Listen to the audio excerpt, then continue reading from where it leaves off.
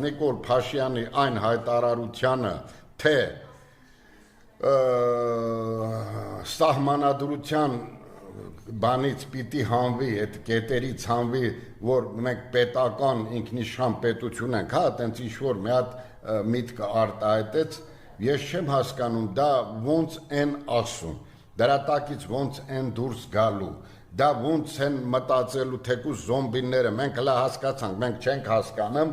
մենք որպես զոմբի չենք հասկանում, ասենք թե մեզ ներելու է, բայց այդ զոմբիները, իրա կողքի կանգնողները, իրան կողքի նստողները, վերջին հաշվով այդ բյուջեն,